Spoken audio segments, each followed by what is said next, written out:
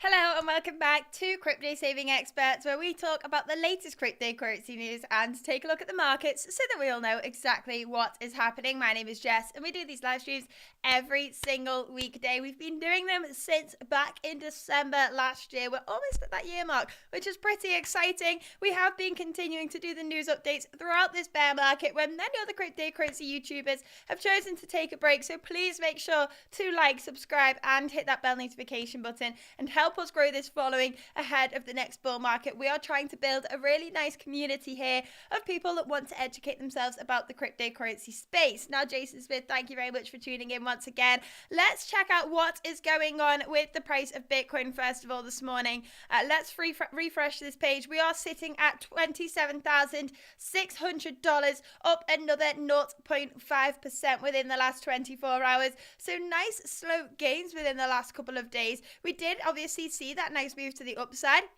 And then we did see a retracement back down. We are now retesting those levels to see where we can find some support. We have been spot on with the analysis within the last couple of days here on the channel. When the price moved to the upside, we were very cautious and said we are probably going to see a retracement back down to these levels. And when the price came to the downside, we were looking at this level of previous resistance that could act as a level of support. And it has. And we've seen a nice slow move to the upside since then. But what does it mean now? I mean, we're going to go into full detail about this at the end of today's stream, so make sure to stay tuned. But if we take a look here, we are building some more levels of support. Things are still looking pretty positive. We did have a inverse head and shoulders pattern here on the 1 hour chart. Now we are retesting that neckline, so this is a critical point right now, and I'm interested to see throughout the period of this live stream whether we can hold this level of support or if we are going to close this hourly candle below that $27,600 level. So make sure to stay tuned until the very end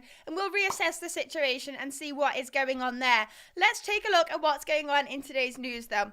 Please don't forget also to like, subscribe, and hit today's bell notification button so you do get updated when we do these live streams. Thank you very much, Jason Smith.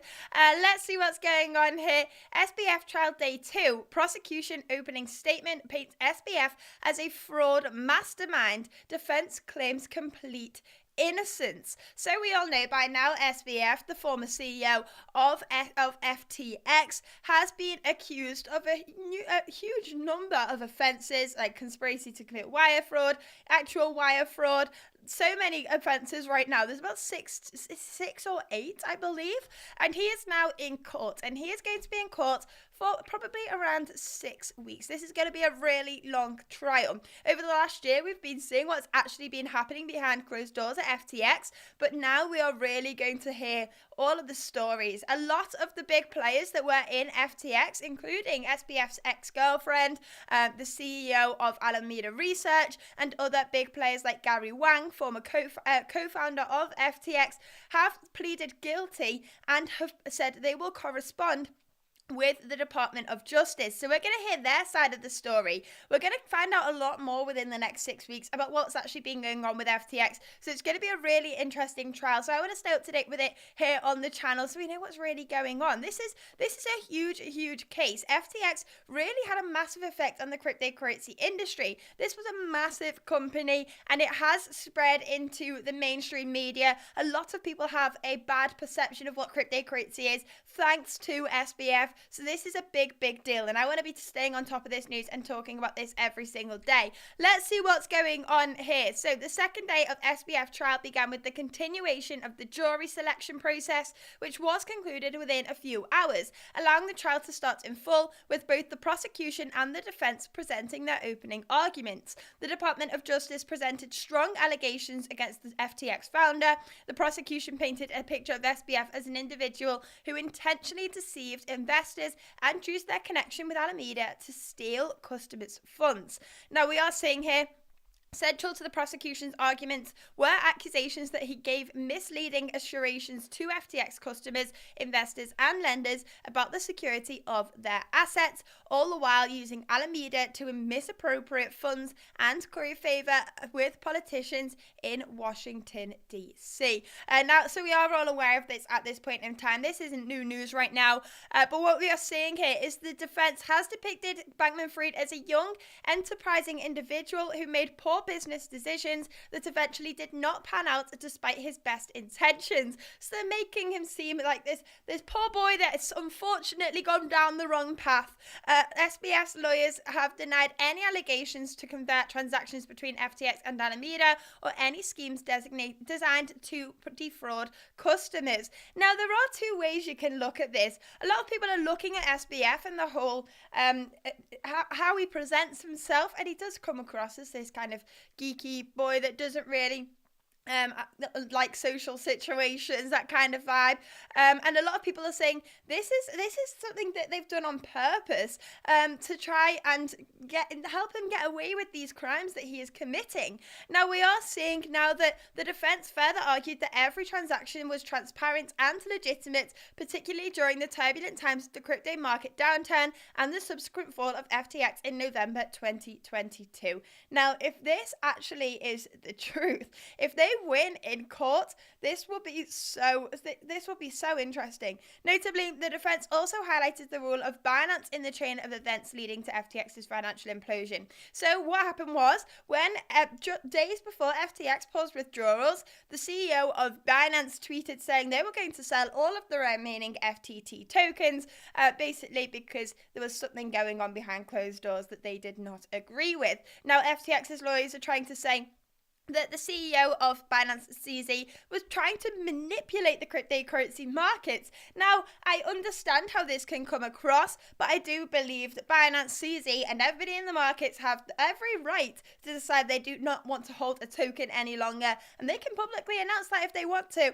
So it did cause a fall in the price of FTX's token, and following that, we did see the downfall of FTX. I believe that this was a house of cards that was going to fall down sooner or later, and in my opinion, the sooner the better. If we saw something like this at the top of the bull run, it would have been catastrophic, but luckily we were already in the depth of the bear market, so FTX falling, it could have come at a worse time. It was a horrible event. A lot of people lost a lot of money, but it could have come at a worse time.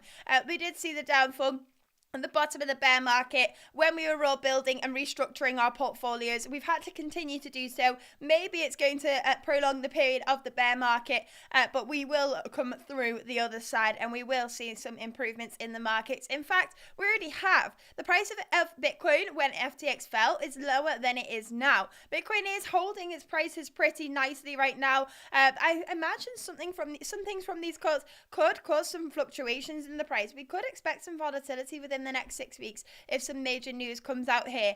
We are also talking about XRP in just a second. We have seen some major news there as well, so we will be talking about that soon. Please don't forget to like, subscribe, and hit the bell notification button. Let's carry on with this article and see what's going on. So, the defense also highlighted the role of Binance in the chain of events, and we are seeing 3 key individuals as potential witnesses who could provide insider information regarding SBF's involvement in FTX's operations. That is what I was just discussing. We are seeing 3 key individuals that were major parts of FTX pleading guilty and saying they cooperate with the Department of Justice and give their account of what actually happened behind those closed doors. But the defense questioned all 3 witnesses' credibility due to their cooperation agreement with the government, which mandates them to testify against SBF. So we've got arguments here from the defense. We'll see how this plays out. This is just the opening scenario. We're really just watching right now and seeing how the defense is actually wanting to play this and what cards they're going to lay on the table. And then as the next few weeks go on, we'll get into the nitty-gritty details and find out a lot more. We are seeing here that a French trader testified about his decision to trust FTX with his assets, specifically 4 bitcoins amounting to roughly $100,000. He attributed his confidence in FTX due to its marketing campaigns and the backing of prominent venture capital firms. Now, before FTX collapsed, But everybody believed Sam Bankman-Fried was this incredible person. There is actually a BBC Panorama documentary on the FTX collapse right now. If you are not up to speed with what actually happened, it is a really interesting documentary. If you were in cryptocurrency at the time of the event, you probably know everything they're talking about anyway. It is really aimed at people that weren't in crypto at that time. But it's still an interesting one to watch and just refresh your memory on what happened back in November last year. I actually can't believe it's only been a year since FTX has collapsed. We've rebuilt the industry. We're stronger and we're better because of it. A lot of people have learned to move their funds into cold storage, and that is a lesson we needed to learn. We've seen centralized exchanges go offline in the first couple of years of Bitcoin. We saw Mt. Gox go down in 2014, but really, we were due a wake-up call, and we need to be holding our own seed phrase. We need to be holding our own private key, and we cannot be trusting centralized exchanges with our funds. We have seen this very, very clearly. There are benefits of using centralized exchanges.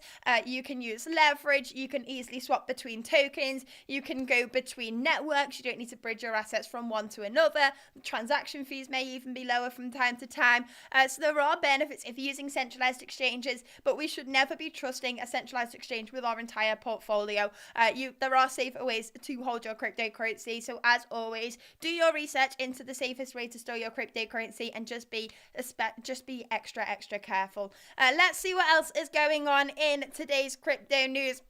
FTX creditors hope Google's potential $2 billion investment in Anthropic will boost recovery prospects. So we are seeing, FTX actually hold some of the Anthropic shares. Now, if Google invests $2 billion into that company, that means we are going to see a nice boost in the value of FTX. Now, there is a huge benefit of this. A lot of people, so maybe even some of our viewers here, had funds in FTX and are waiting to get hold of their funds once again. Now, if we see the value of the company increase and they get some liquid assets, we have been seeing that over the last couple of months. We've seen them get some of their funds back from the donations they made to universities and to the government.